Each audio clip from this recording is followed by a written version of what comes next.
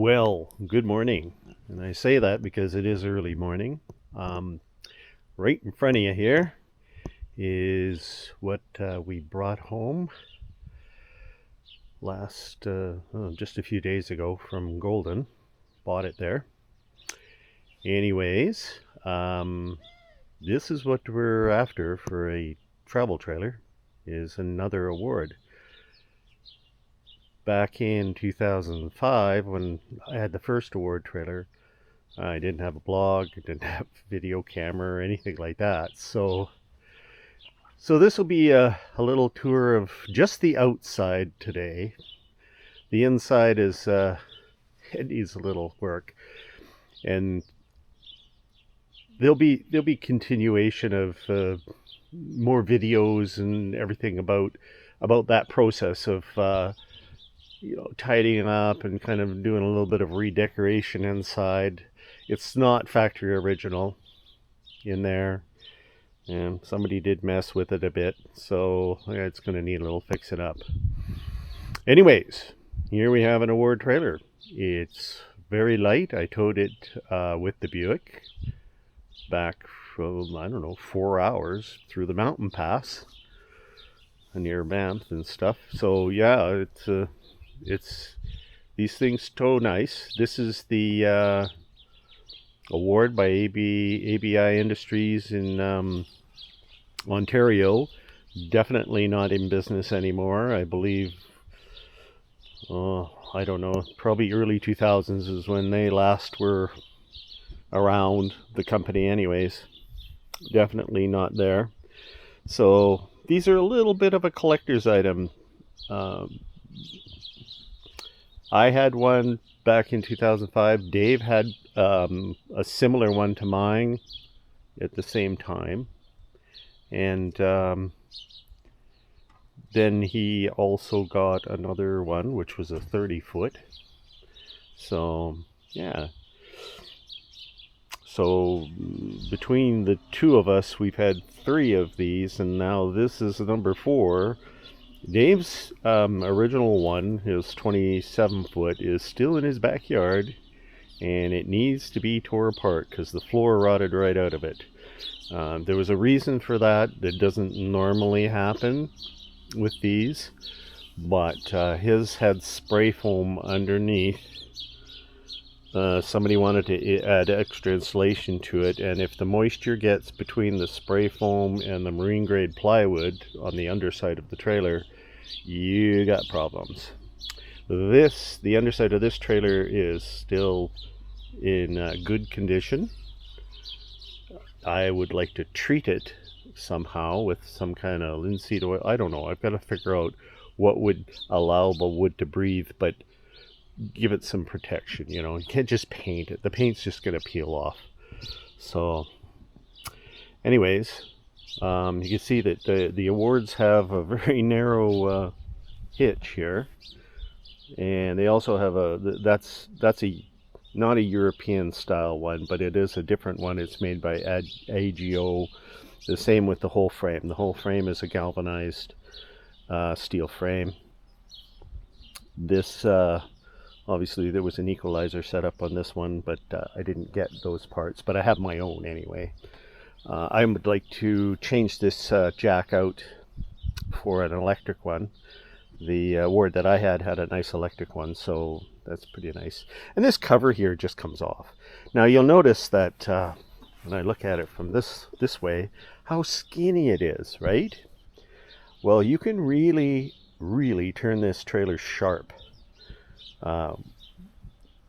Without touching the corner of the vehicle will not touch the trailer on a fairly sharp turn. So it's good that way. Now, also award trailers have the batteries in a battery compartment at the back. They do not have the batteries up front. And this is the propane tanks are hiding in behind here. I'll just I'll quickly show you so that you know. And the whole reason for this, oh dear, I latched that one. Sorry, need 2 hands for that. So it came with one small tank, and then I threw my bigger tank in there. So you can see that the propane tanks have plenty of room in here. You know, some people stash the carpets that you use on the outside of the trailer in here. This compartment's all sealed so that even if the propane tanks had a small leak in it, propane is heavy.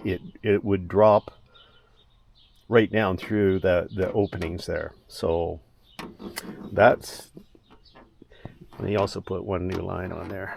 So that's good. I'm just going to leave that closed like that, but it does have latches.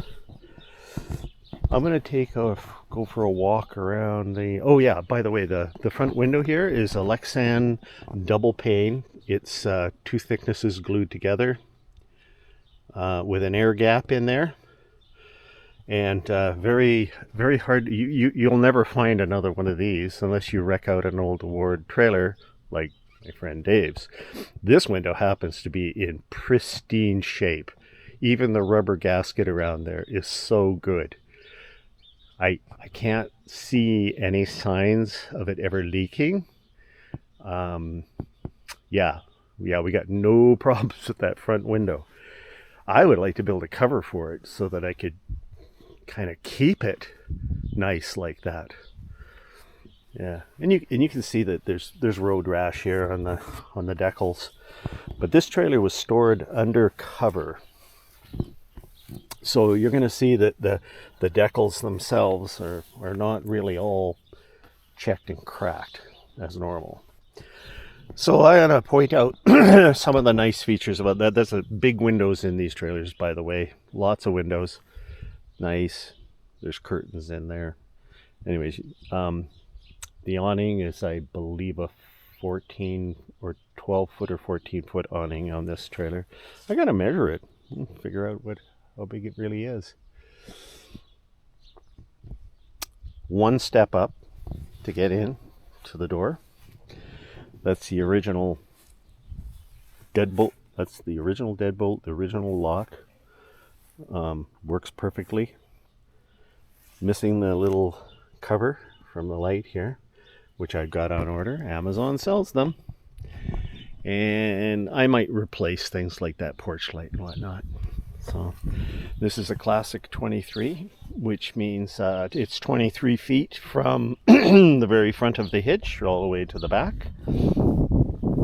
It was bought originally in Cranbrook from Mike's RV Ranch. I have the bill of sale for it. $31,000 this trailer was. Has nice galvanized rims on it with good Marathon. Well, they're older tires, but they're not checked and cracked yet, and I wasn't concerned about bringing it home with those tires. I will be putting the trailer onto my garage apron and taking the wheels all off and re-greasing the bearings and checking the brakes and everything. There's our outside plug. That's an access hatch to under the bed. And there's our battery box. So, yeah. And somebody took the A off the Award. I'll put that back. Right? That'd be nice. Yeah. Anyways. It's starting to, it's dirty on the outside. This is aluminum here. That's fiberglass there. And the roof is all aluminum as well. It's aluminum roofs. They're my favorite. They might get all dented up in a hailstorm, but no, they're survivors, and it's easy to reseal the roof and around the vents and stuff. So there we go. Alberta plates on there now. This trailer was originally registered in Alberta because the family that bought it, brand new in Castlegar, lived in Banff, and their granddaughter inherited it from Grandpa when he passed away. I met her mom, which was the daughter of the people who bought this. So it stayed in the family. We could just say that this is a one family trailer. When I plugged in the lights, by the way, they all worked. They could use a little cleanup and stuff like that. Now, 2 windows in the back. Interesting, right? That's because there was this big wardrobe that went down the middle here. This is a twin bed model. So there's 2 single beds on either side of this bedroom in the back. You'll see that later. And somebody had thrown plywood all across the beds, taken out that wardrobe, okay, so that they could have a big queen bed across the whole back of the trailer. They kept the mattress. We're not going to go that route. So anyways, just carry on around here, around the side. It's a little close to the house. All the, I don't know what should I say? All the fills and everything. This is proper RV stuff. It's all on this side of the trailer. It's always on the driver's side of the trailer. It's very nice that all of the stuff that produces heat, like the hot water tank, the furnace, the fridge, anything is all away from where you sit. There's a lot of trailer manufacturers that don't concern themselves with that. But if you camp a lot and you're sitting there underneath your canopy, you really don't want the furnace blasting out heat or the hot water tank or anything like that. There's another cubby here to get under this side of the bed. It's full of tire chocks and all kinds of goodies for me there. I took the sewer hose was in there too. I noticed, I'm going to get down here. I noticed that underneath the trailer there is a tube right here to hold the sewer, your sewer hose. So I'm gonna have to have a good look at that, see if I can get it in there. Oh, by the way, these trailers have four stabilizer jacks, and look at the way the stabilizer jacks tuck right up. They tuck right up in there. You just I just get a drill with the right size socket on there, and boom, down goes the stabilizer jacks. It's so easy. And look where the spare tire is. Yeah. There you go. Spare tire underneath on a carrier. Looks like there's not much space there, right? But it actually does work. I'm going to consider maybe building myself a mount for the spare tire on the back here. But as you can see, there's no bumper on these trailers, and the frame kind of tapers out to nothing here, and the stabilizer jacks are a major part of the frame. So I don't know how I would do it. I've seen it done on the award Facebook pages, but we'll see. Because you can, there's room here. As long as you could keep it tucked up so that you're not going to hit it when you go over a dip or anything like that. Anyways, yeah, electrical connection, hot water tank. Yeah, that's the bathroom window. And it's tinted, so you can't really see in there. But yeah, furnace. We need we're going to need a little TLC here. I don't like to have rust on my trailer, but anyways, and that's the water fill. The fridge, oh yes, I love the fridge. It's a full 2-door fridge, and when this is one of the first things I do when I'm looking at a trailer. By the way, this is pretty handy. You don't need a screwdriver or anything to get this thing open. This fridge has, well, if it has some electronics in it, it's all manually operated with knobs and switches. There's no electronic control panel for this thing. This is an older fridge, of course, but the parts, these fridges, there's 2 things that'll go wrong. The electronics will go bad on it, which is probably the first and most likely thing, or sometimes they can develop a leak and all the ammonia leaks out, and then of course you won't have any cooling. This fridge still works perfectly. I know, because when I went to look at the trailer, it was plugged in. The fridge was on 110 and it was working just fine. Freezer was frozen, everything. Fiberglass sidewalls. These are one of the first trailers where they built the walls in a vacuum They vacuumed them together with the paneling and everything, and foam insulation in there. So yeah, and of course there's even an outside. Oh no, I don't think this is the plug. I bet you anything that's Cablevision. Yeah, there's a phone jack and a Cablevision. Oh yeah, we're not going to be using that. Yeah, nope. There was another thing, and it's really a shame about these labels here, because they used to tell you how much the trailer weighs, but I'll tell you right now, I have all the original paperwork for this trailer. The manual, I have the manual, the brochure from the factory, and it tells me the weights and everything. On the cupboard door, there's also the build sheet for the trailer. So even though they put it right here, the date and everything, it's like